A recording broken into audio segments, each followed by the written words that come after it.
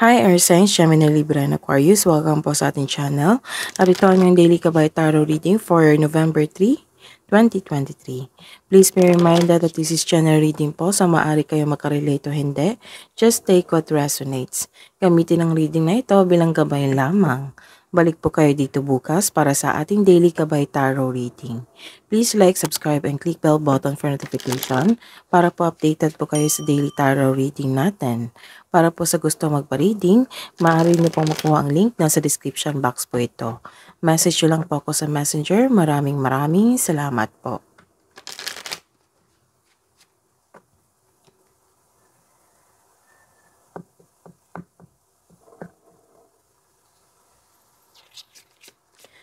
Spirits guys, ano po ang ganap today? Para po kay Gemini, Libra, and Aquarius ngayong November 3, 2023.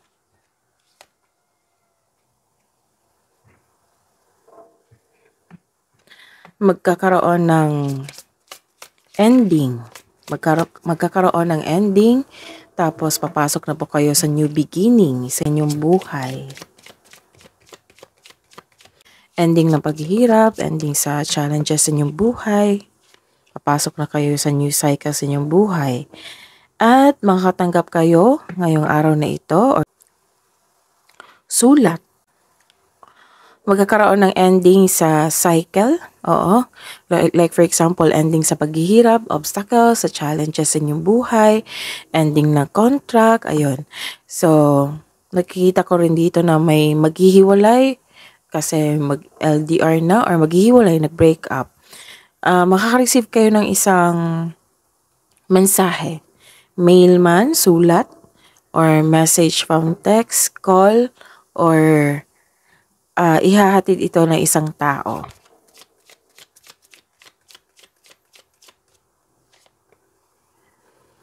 At ingatan ng inyong kalusugan kasi may nakita ko ditong bad health. May nararamdaman kayo ngayon, maagang check-up ang kailangan.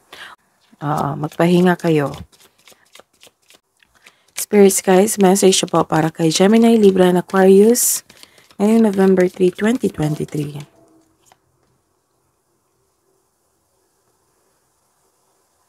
Expect a miracles. Expect the wonders to emerge. So may parating na miracles sa inyong buhay. At some of you may business travel or nag-travel kayo pa uwi sa inyong bahay. Galing bakasyon.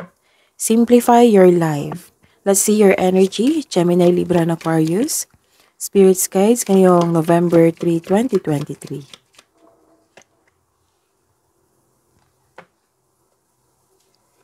Clarification of this. Lumabas agad.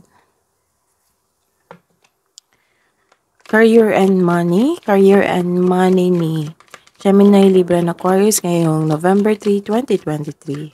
Spirits guide. Wow. Clarification of the wheel of the year. Wheel of fortune. Wow. Ang ganda na combination. Kunin lang natin. Love and romance. Love and romance. Self-love, partnership, and romance para po kay Gemini, Libra, and Aquarius. Clarification of this card.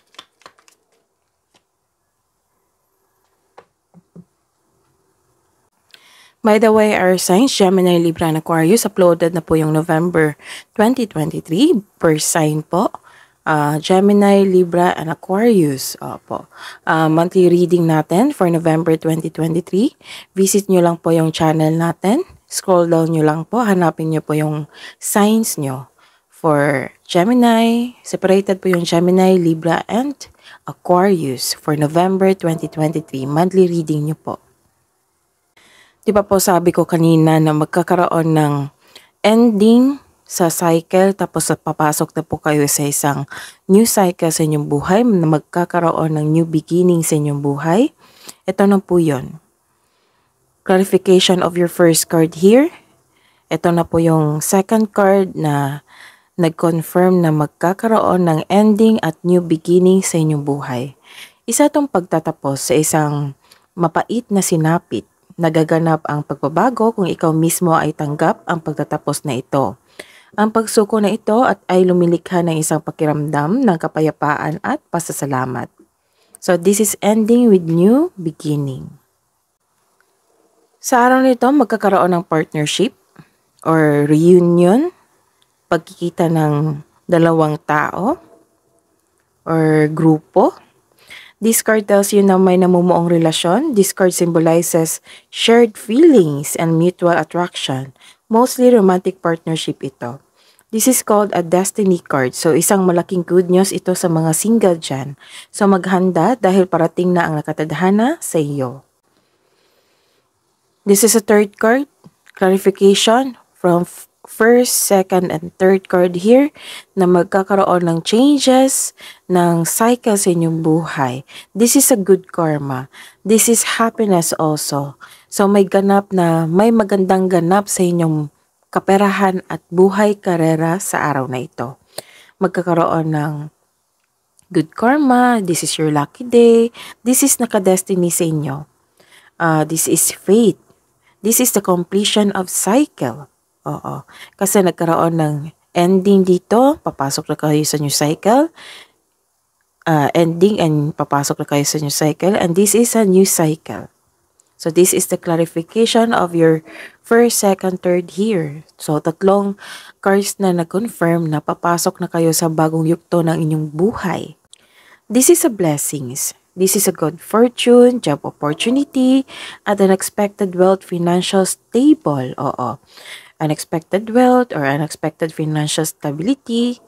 Kung gipit ka ngayon, may parating na blessings na makapagbago sa iyong kaperahan. Kung jobless ka ngayon, may unexpected job opportunity na darating. Mayroon din malaking pera na matatanggap mo. Whether marami kang clients, customer, o marami kang benta ngayon. So you are moving from a painful cycle to happiness. So embrace new situations na dumating sa inyong buhay. So claim nyo na po.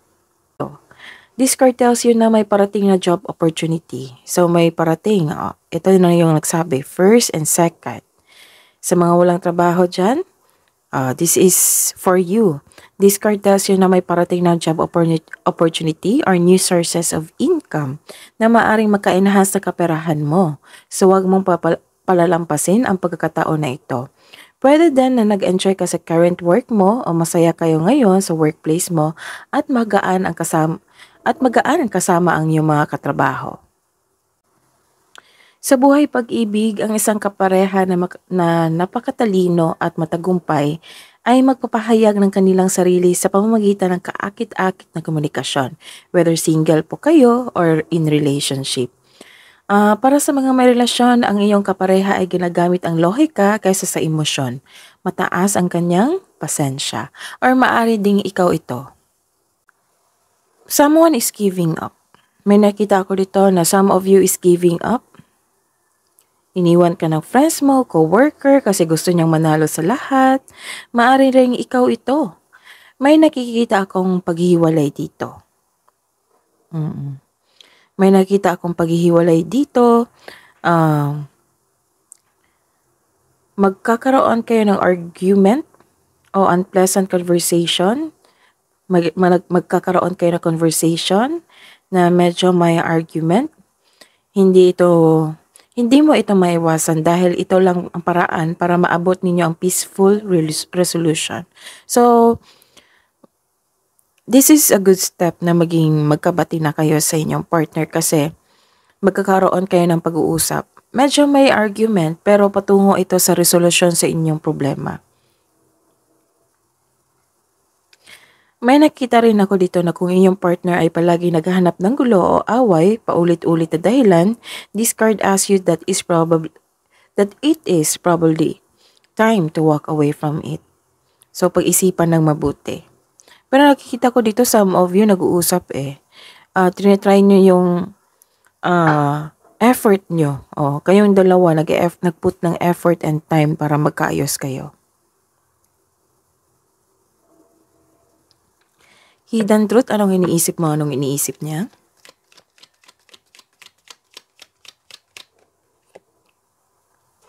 Para sa mga single, sometimes I stay awake thinking about you. You don't know how hard it was to let you go. Sa mga may relasyon, I want to be more than friends. And I am becoming a better person. Love advice po para sa mga single.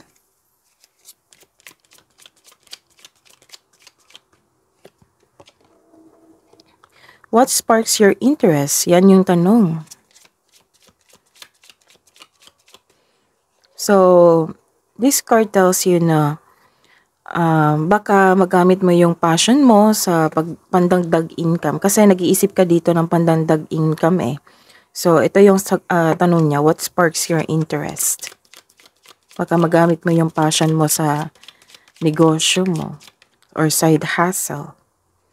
And just go for it. Kung ano yung plano mo para ma-enhance yung kaperahan mo at buhay karera, ang sabi is just go for it. Sa mga may relasyon, Gemini, Libra, and Aquarius, ngayong November 3, 2023, Spirit's Guide. Put boundaries. Having sensible boundaries is important. Deeply. Nagkaroon talaga ng pag-uusap dito. Masinsinang pag-uusap. Look deeply within to discover your soul purpose in your relationship. Kabo ang advice niyo po. Kabo ang advice niyo po para kay Gemini, Libra, and Aquarius ngayong November 3, 2023. Spirit's Guide. Balance spirituality and practicality. And a time for healing. So, this is to forgive someone, to forgive yourself, to forgive the situation. To forgive someone, to forgive your partner. Ayan. Spirits, guys, angels, archangels, guardian angels. Message po para kay Gemini, Libra, and Aquarius. Message from Archangel Chamuel. I am helping you with your spiritual soulmate relationship. Wow. And message from Archangel Chamuel. So, sa kanya pa rin ito. Peace comes from remembering that only love is real. That is your reading today, Gemini, Libra, and Aquarius. Please like, subscribe, and click the bell button for notification para po updated po kayo sa daily tarot reading natin. Maraming salamat po.